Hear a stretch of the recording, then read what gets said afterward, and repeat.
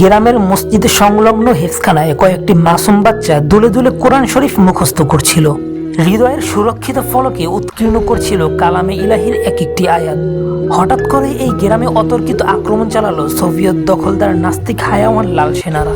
কাফের কমিউনিস্টদের একজন অফিসার গোছের লোক হেফজখানার বেগুনাহ বাচ্চাদের হাত থেকে কোরআন শরীফ কেড়ে নিতে চাইলে নিষ্পাপ শিশুরা তাদের কোরআন শরীফ গিলাফে ভরে গলায় ঝুলিয়ে নেয়। আফগান মুসলমানের সাহসী সন্তানেরা এসব পশুর হাতে আল্লাহর পবিত্র কিতাব দিতে রাজি হয়নি। তাই কয়েকজন রুশ অফিসার বাচ্চাদের ব্যবহারে রাগান্বিত হয়ে ওঠে এবং শিশুদের লাইনে দাঁড় করিয়ে গুলির নির্দেশ দেয়। ভীত সন্ত্রস্ত ও আতঙ্কগ্রস্ত পাংশু চেহারা শিশুরা আল্লাহ আল্লাহ বলে আর্তনাদ করে ওঠে। তাদের চারপাশে বাড়িঘর আগুনে জ্বলছে। শোনা যাচ্ছে গ্রামবাসীর মরণ চিৎকার, করুণ কণ্ঠে বিলাপ করছে মা বোন ও মেয়েরা।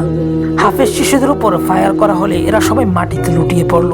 গ্রামটিতে কিয়ামত ঘটিয়ে যখন সোভিয়েত কুকুরগুলো চলে গেছে, তখন বেঁচে যাওয়া গ্রামবাসীরা মসজিদের সামনে গিয়ে দেখতে পেল সবগুলো হাফেজ শিশু শুয়ে শুয়ে এদিক ওদিক তাকাচ্ছে।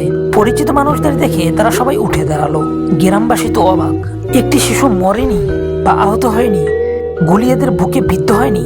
দেখা গেল এদের বুকে ঝুলানো কোরআন শরীফের গিলাফের ভিতরে কিছু বুলেট নিষ্ক্রিয় হয়ে পড়ে আছে। সোনার টুকরো শিশুদের জীবিত পেয়ে তাদের বাবা মা গাফুরুর রহিমের দরবারে সিজদায় লুটিয়ে পড়ল। প্রিয় শ্রোতা বন্ধুরা, এই বাস্তব ঘটনাটি থেকে কি শিখতে পারলেন অবশ্যই বলে যাবেন। এবং আমি এই ঘটনা যে বইটি থেকে পাঠ করেছি সে বইটির নাম হলো আফগানিস্তানে আমি আল্লাহকে দেখেছি। বইটি পেতে হলে আজই যোগাযোগ করুন ভুইয়া বুকশপের ফেসবুক পেজে।